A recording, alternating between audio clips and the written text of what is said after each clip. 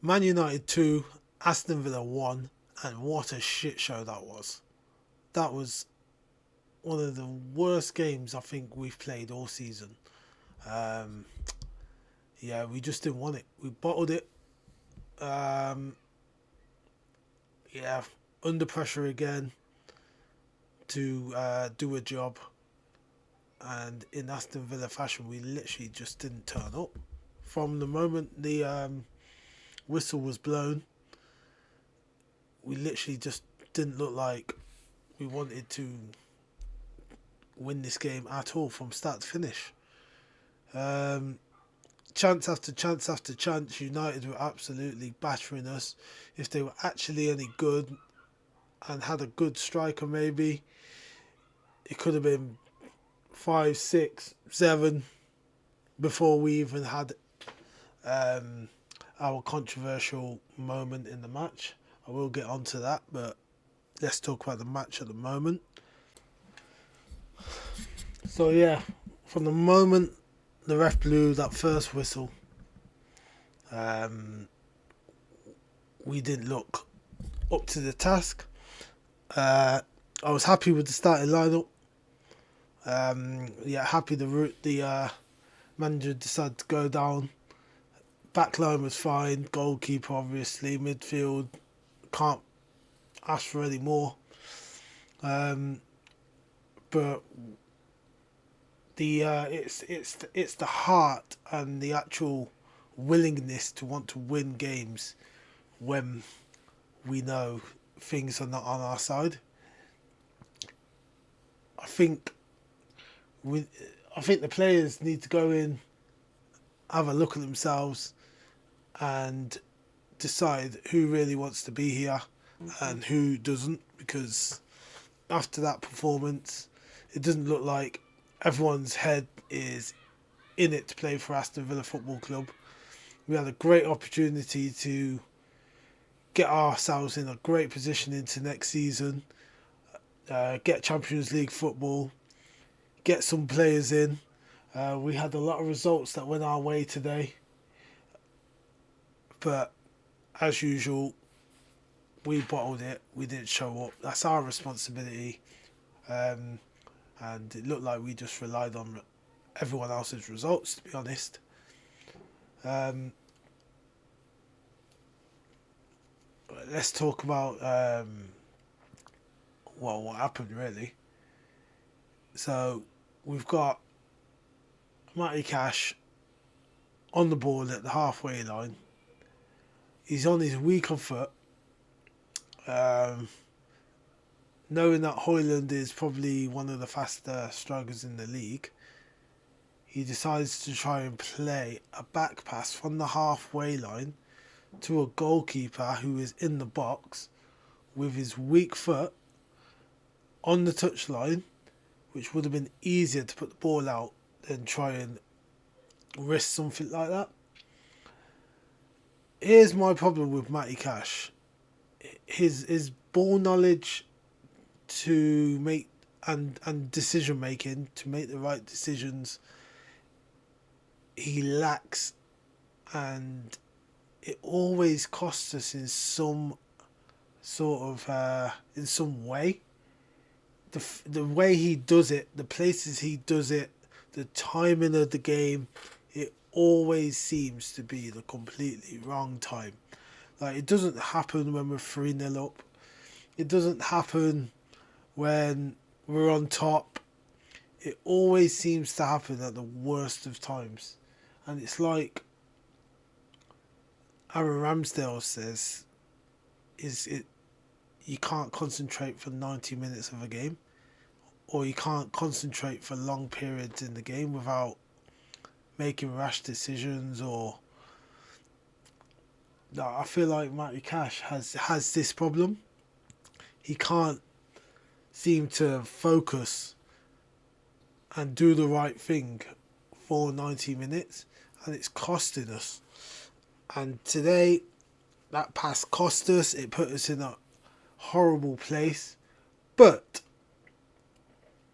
although it was a horrible pass, what the hell is Emi Martinez doing 40 yards outside the goal when we're 2 minutes away from half time to absolutely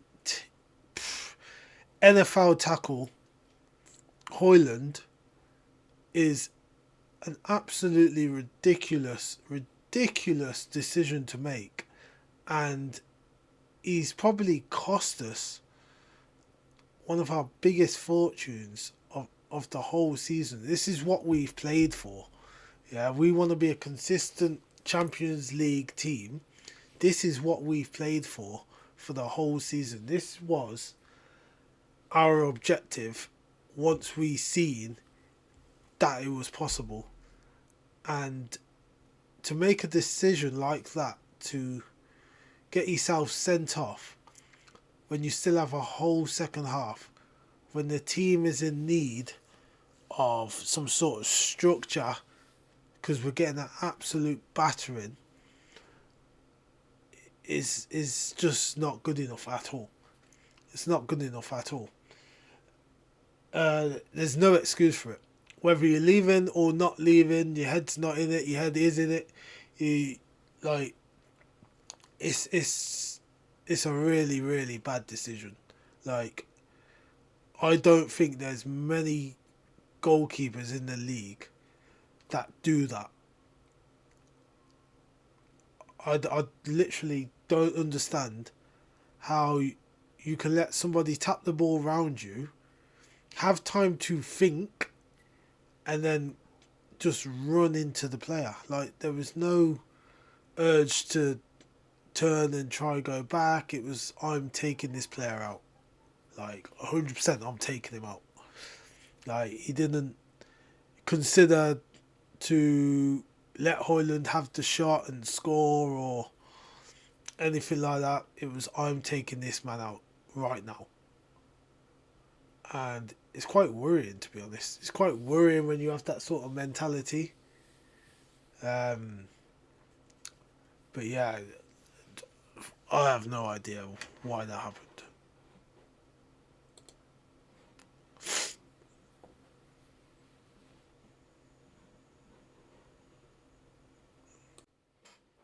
So we get to half time 0-0. It's looking not great for us, but it's looking great for us, if you know what I mean. So the matches are looking great, but the results, they're coming in. Like, everyone's drawing. We're in a comfortable position still. We can still nick a goal. Then all of a sudden, Chelsea score. And that puts them above us. But we're still in 5th place. So, no, we're in 6th place. Sorry, we're in 6th place. Then, Everton score. Hang on, this is looking promising. This is looking very promising. Like, we've done absolutely nothing, but this is looking promising. Then, it goes to Man United's goalkeeper. The ball's rolling to the Man United goalkeeper for him to pick the ball up. And for some reason, this clown decides to just let the ball roll without even touching it, which leads to Morgan Rogers kicking the ball away from the goalkeeper and then slots the ball into the back of the net. 1-0 Aston Villa. It's looking great for us. I'm cheering. Everyone's cheering. It feels like the happiest time of our lives. Then all of a sudden, VAR comes up, and we're looking at these action replays, and the goalkeeper hasn't even touched the ball, and Morgan Rogers has tackled him and got the ball and slots it into the back of the net. Then play continues. Like something's happened. Like, Rogers has fouled him or whatever. Like, I'm confused. Chat's confused. Everyone's confused. No one knows what's going on and why this goal has been disallowed. we let the play carry on, and then we hear from the commentator once they've put another actual replay on that the referee's blown the whistle. The referee has blown the whistle before Rodgers can even take his shot and put the ball into the net because he feels it's a foul. What kind of absolute bullshit is this? So we've got VAR to make these decisions for us. The referee does not blow the whistle for offsides and fouls and stuff like that. But today, when it's one of our more important games, he decides that he wants to get involved and blow the whistle because he feels like he's seen something which isn't even there. And it's absolutely cost us. It's cost us a Champions League place. It's cost us possible signings that we'd get because of these Champions League places. It's cost us in money, which we are desperate for. It's literally ruined our season for next year already. Like, okay, it's not fully ruined it because we still got to play and all this stuff, but we're not off to a good start. And it's all because the referee wants to get involved. Like, it's absolutely shocking. There's no other way to describe the absolute robbery we've just had to go through. I've got Man United fans in a group chat telling me that should have been a goal. I've got people online on Twitter, Facebook. I've got the commentators absolutely mortified because it should have been a goal. The pundits are saying it should be a goal. Like, a referee will watch that back and he will probably think it should have been a goal. Like, what do we do? What do we do about this? It's atrocious. It's so bad. Like, it's such a bad decision. Like, I didn't even want to watch the rest of the game. And then to make it even worse, Bruno puts a ball in the box. I'd say less than 10 minutes later. Puts the ball in. Ahmad comes in at the back, headers it in 1-0 Man United. That's our season screwed. Screwed. Because we now need to score a goal with 10 men against a team who's absolutely battering us. Absolute joke. It doesn't stop there though. We got a penalty decision because a player slips and stands on Ahmad's leg, slightly,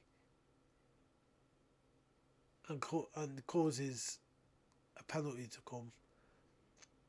And to make things even worse, Man United are making a mockery of it, and they're changing their penalty taker so someone can get their first goal of the season and a goodbye goal.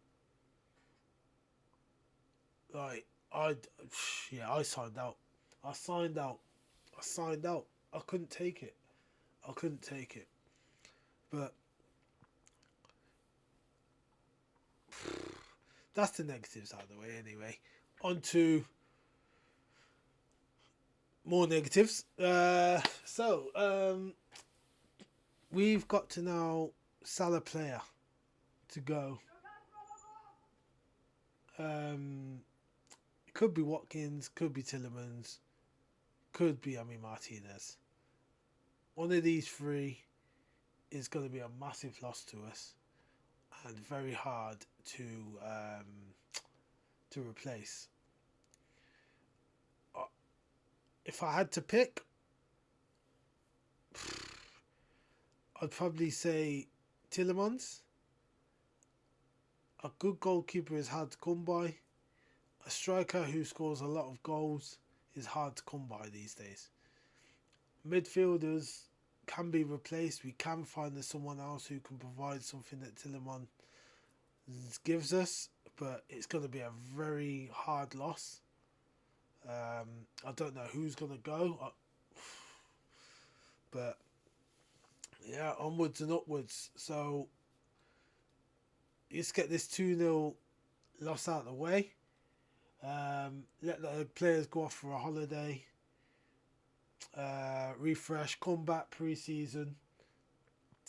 Let's see who's left by them.